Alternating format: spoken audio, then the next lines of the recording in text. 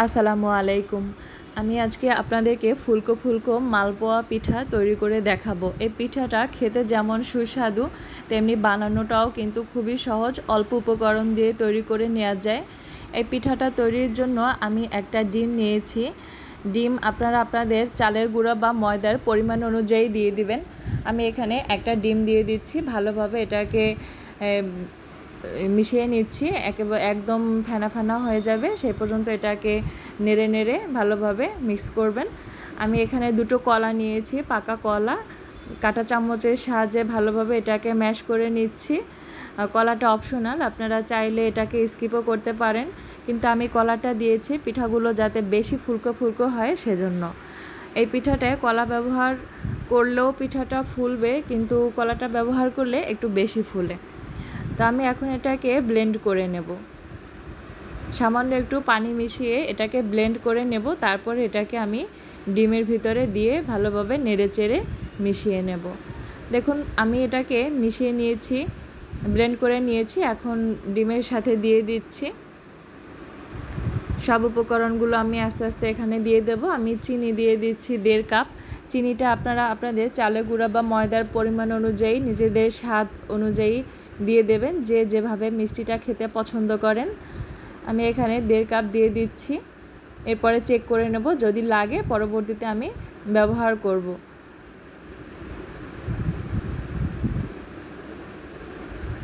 তো এই পর্যায়ে চিনিটা দিয়ে গুলিয়ে নিলে ভালোভাবে চিনিটা মিশে যায়।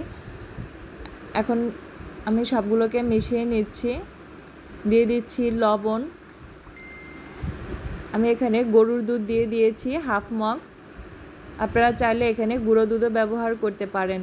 এখন আমি চালের গুঁড়ো দিয়ে দেব। আমি মোট 2.5 কাপ চালের গুঁড়ো দিয়েছি এবং 1.5 কাপ ময়দা দিব। এটা আমি ধাপে ধাপে দিয়ে দেব। তাহলে আমি 2.5 কাপ চালের গুঁড়ো এবং 1.5 কাপ ময়দা ব্যবহার করছি। এখন সবগুলোকে আমি ভালোভাবে মিক্স করে নেব।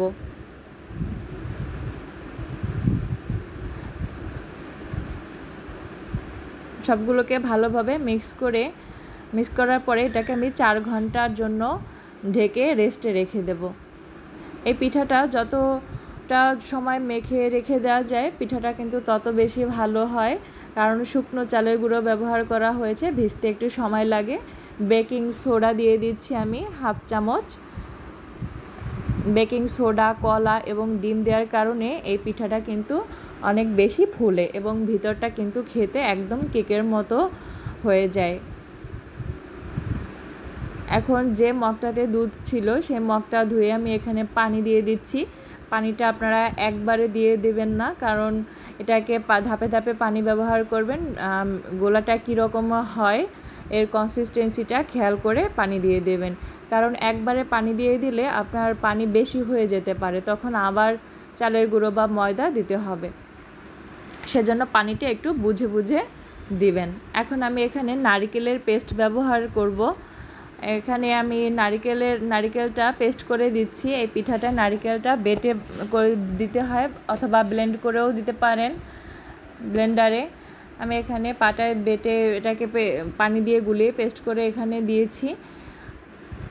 আস্ত নারকেল কোড়া এখানে দেওয়া যাবে না, তাহলে পিঠাটা ভাজার সময় ফেটে যেতে পারে, ফেটে ভিতরে তেল ঢুকতে পারে। সেজন্য আপনারা চেষ্টা করবেন অবশ্যই নারকেলটা পেস্ট করে দেওয়ার জন্য। আপনারা গোলাটা দেখেই নিশ্চয়ই বুঝতে পারছেন যে এর কনসিস্টেন্সিটা ঠিক কীরকম হবে। আমি এটাকে 4 ঘন্টা রেস্টে রেখে দিয়েছিলাম। এখন এটা আপনাদেরকে দেখাচ্ছি। আমি আবার একটু নেড়ে চেড়ে নিয়ে নিচ্ছি। এখন এটাকে আমি ভেজে নেব। আমি চুলায় তেল গরম হতে দিয়েছি। সামান্য একটু গোলা এখানে দিয়ে আমি চেক করে নেব তেলটা ভালোভাবে গরম হয়েছে কিনা।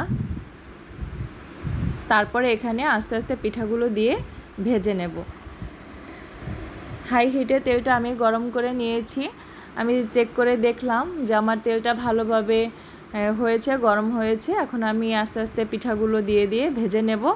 পিঠাটা ভাজার সময় কিন্তু চুলার আঁচটা লো টু মিডিয়াম আঁচে রেখে ভাজতে হবে, তা না হলে বেশি আঁচে পিঠাটা ভাজা যাবে না, তাহলে পিঠা কিন্তু উপর নিচ থেকে লালচে হয়ে যাবে, ভিতরে কাঁচা থেকে যাবে। সেজন্য তেল ভালোভাবে গরম হওয়ার পরে গোলাটা ছাড়তে হবে এবং চুলার আঁচটা লো টু মিডিয়াম রেখে ভাজতে হবে।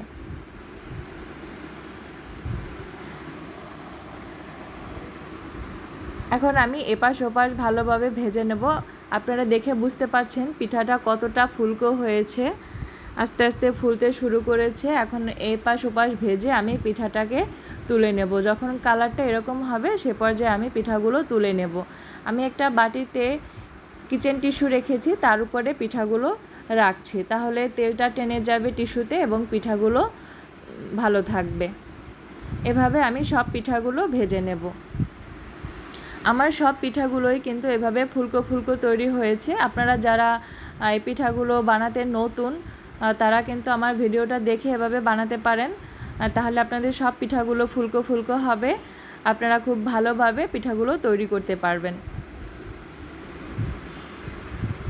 আমার এই পিঠার রেসিপিটা আপনাদের যা ভালো লেগে থাকলে আপনারা অবশ্যই কমেন্টস করে জানাবেন, একটা লাইক দিয়ে দিবেন এবং বেশি বেশি শেয়ার করে দিবেন।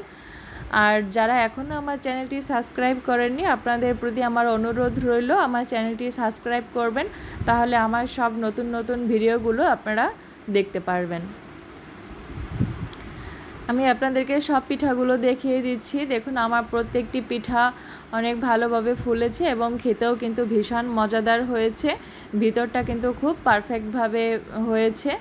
এভাবে আপনারা পিঠাগুলো তৈরি করে নিতে পারেন এবং সবাই মিলে এনজয় করতে পারেন। আমার নতুন ভিডিও তৈরির জন্য আমাকে উৎসাহিত করবেন, আমার চ্যানেলটি সাবস্ক্রাইব করবেন। আল্লাহ হাফেজ।